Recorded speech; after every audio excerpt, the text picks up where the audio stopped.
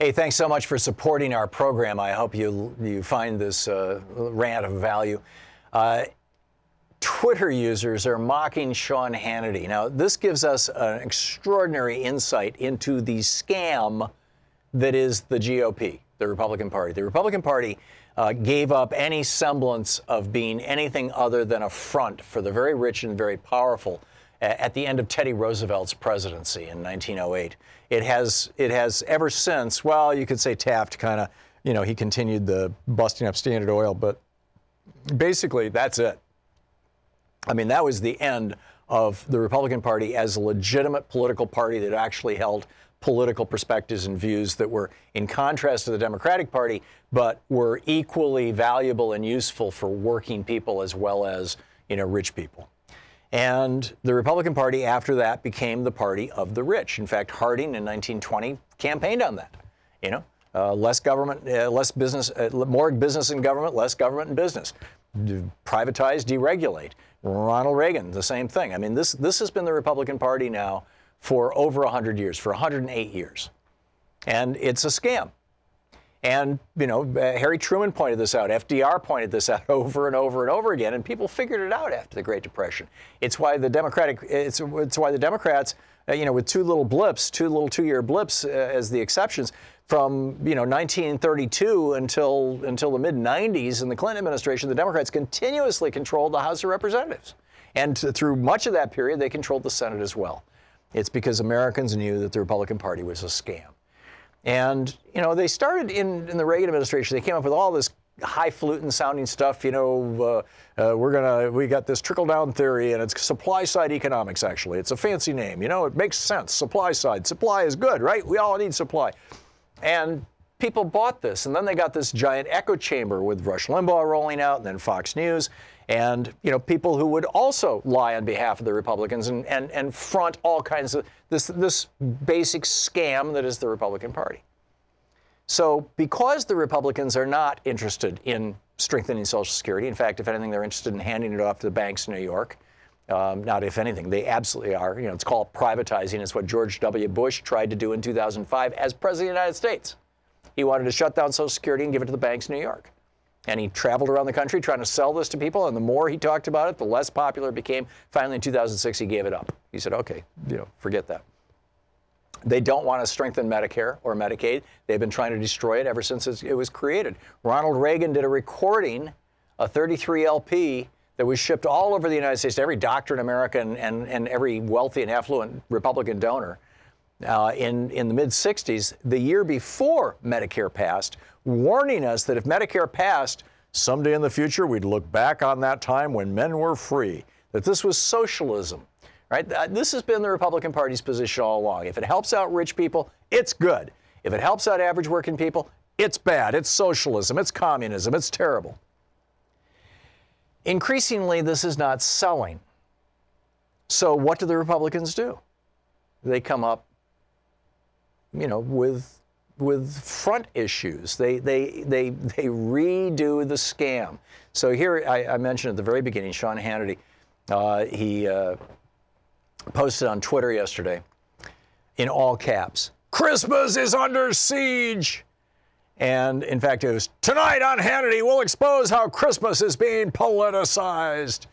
And then, the next tweet was, as he was going on the air, it was, "On Hannity now, Christmas is under siege. A Massachusetts church puts baby Jesus in a cage to make a political statement. Watch now." Right.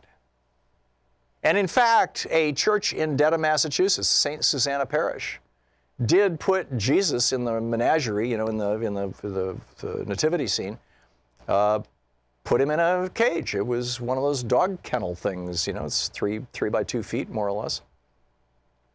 The pastor, Reverend Steve Gisoma, told Boston 25, a local television station in Boston, and I quote, 65 million refugees worldwide are seeking a better way of life, and we were wondering what that might look like 2,000 years ago if this family encountered the same dynamics that are taking place in our country right now.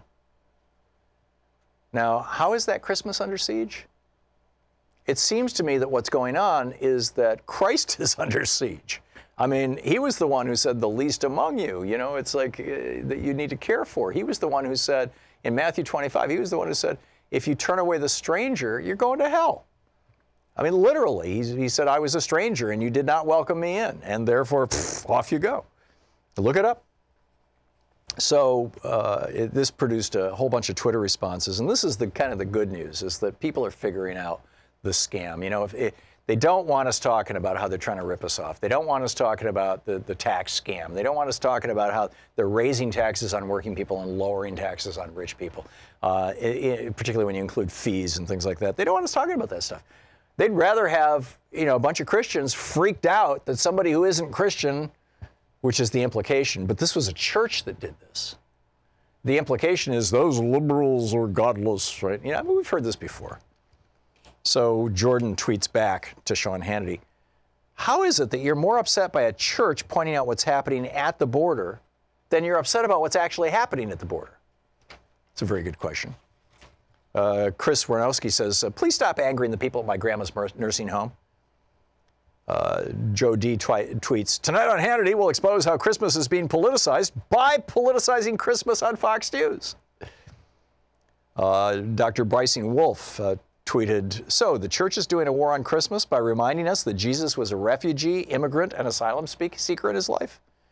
You remember that what you did for the least of my people line, right? Seems like you're in a war on Christmas, or excuse me, seems like you're in a war on Christ more than anything. Jeff Abbott tweets, don't you have a Starbucks cup to be mad at? Beal says, relax, cowboy, it's not a real baby. And Angela Martinez, I think this is one of the best. She says, Christmas is just fine. It's families that are under siege. And families are under siege because of Republican policies. For example, the Trump administration wants to put Kathy Kraninger in charge of the Consumer Financial Protection Bureau. She helped separate families at the border, or participated in the agency that was putting together that policy, was involved in hurricane relief for the disastrous, tragic, horrible hurricane relief for Hurricane Maria in Puerto Rico. And, you know, the Republicans are just gung-ho for her. You've got the Republican Party in North Carolina now trying to pass a law that says that the people in charge of the elections on even-numbered years, when there aren't elections, because we have elections every 2 years, right, on odd-numbered years, that the people who will be in charge of the elections on the even-numbered years will be the party that has the most registered voters in the state, which for quite some time has been the Democrats. And the party that runs the elections on the odd, excuse me, I said even, I meant odd. On the odd-numbered years will be the Democrats. The even-numbered years, it'll be the Republicans running the elections because, hey, that's when we have elections. I mean, this is bizarre. Meanwhile, the House Republicans and the U.S. House of Representatives are trying to, this was introduced by Virginia Fox of North Carolina and Brett Guthrie of Kentucky, two Republicans. They call it the Prosper Act, Real Opportunity, Success, and Prosperity Through Education Reform Act. What does it do? It is going to basically, more than 500,000 borrowers have been using this program that was put into place in 2007 during George Bush's presidency that said, if you can't afford to pay your student loan and you get a job serving people, a job that is a service job, you know, that's doing good for the country, then and you make 120 qualifying monthly payments over a period of 10 years. In other words, you've been up to date on your student loans for 10 years. Then we'll forgive them. We'll forgive them if you work a certain number of years at this job. And over 500,000 Americans have taken advantage of that. The Republicans want to blow it up. Students shouldn't be able to do away with their student loan debt. And the bill would also, quote, start charging millions of low and middle income students interest on all their loans while they're still in school, adding thousands of dollars to the students' loans balances. In other words, it's profitable for the banks. So the good news is that increasingly Americans are waking up to the fact that there's really only one functioning political party in the United States, and that's the Democratic Party. And by the way, that's not a good thing for democracy. You really need to have two functioning political parties to have genuine debate. But the Republican Party is a front.